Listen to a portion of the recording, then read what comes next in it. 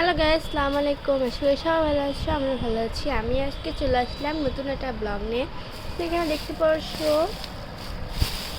এগুলো হচ্ছে কলা গাছের, তারপর হচ্ছে এখানে রয়েছে পেঁয়াজ, এগুলো এখন কাটাকাটি করা হবে। আরও পেঁয়াজ নিয়ে আসা হচ্ছে।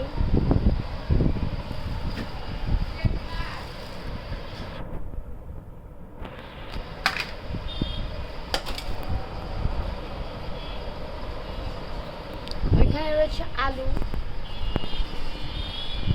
মানে এগুলো কাটাকাটি করা হবে।